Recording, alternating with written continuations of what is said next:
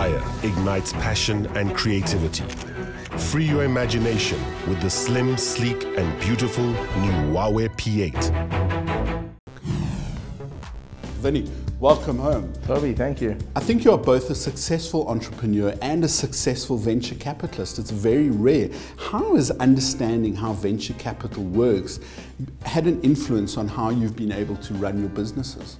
Look, I think when you're giving advice to entrepreneurs and you've done it before and you've been there, it makes it a lot easier and they actually take you a lot more seriously. I mean, if we look at my most, I think, recent success has been a company called Sweep South. We met Aisha and Alan, the two co-founders, a year ago.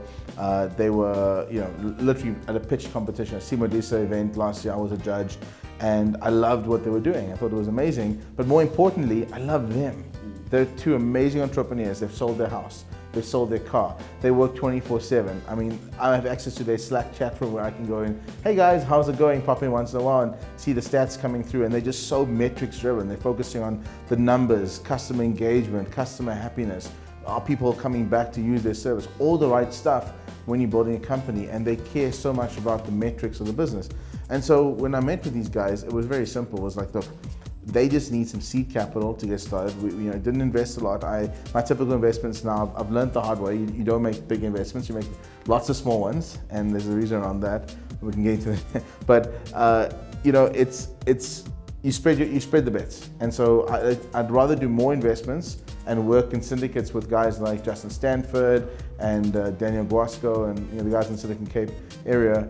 And we'd rather fund more businesses and give more entrepreneurs a chance, knowing that if one of them is successful, and I actually just need a 1 in 10 ratio. I need 1 in 10 investments to give me a 10x return, and that pays off the 10 investments, and then the other 9 is gravy. So I make my returns on the other 9, but I need to find that 1 in 10. And the approach you take locally is very different from the approach you take in Silicon Valley. So when I find entrepreneurs here, unfortunately, I would be a bit of a cheapskate when it comes to valuations. I can't give them the valuations that they want because the failure rate here is so high. The chance of getting follow-on funding is so high. So if I want to invest in 100 companies in South Africa over the next 10 years, I need to spread my bets and make sure that at least, hopefully 10 succeed, give me 10x returns. So I need to get good valuations on those companies so that at least the other 90 people who don't succeed, they will hopefully learn from those mistakes and be part of the next round of successful entrepreneurs. But you've got to take a portfolio approach. You cannot invest all your eggs in one basket when you're doing angel investing in South Africa. It is very risky. And there's been a talk for a long time that there isn't enough angel investing or early stage investing for those not familiar with the phrase. I mean, have you found that the initiatives like the ones you've been involved with have helped offer this to young startups? Look, we're trying. So Silicon Cape, is a non-profit raising money from F&B recently. We've got, again, a network of angel investors. And remember, these angel investments, the best ones are guys who are running companies. They're really busy.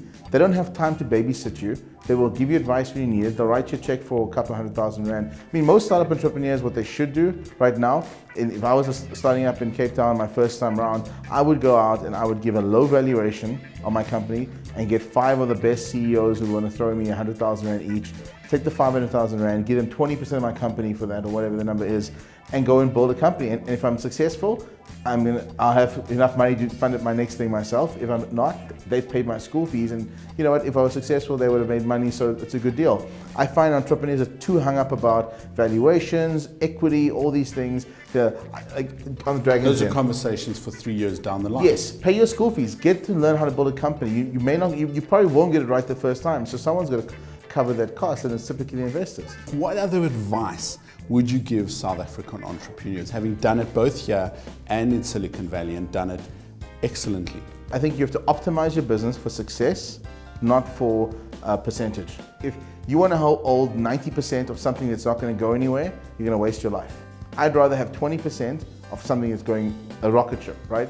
And so just understand that. Understand that you'd rather have a small piece of a big pie, as the old cliche goes. Mark Zuckerberg's only got 20%. Only 20% of a $250, $300 billion company, whatever it is. Poor guy only got 4% of Box. Vinny Lingham, thank you for joining us on the show. Always great to speak to you. Thanks, Toby. Great to be here.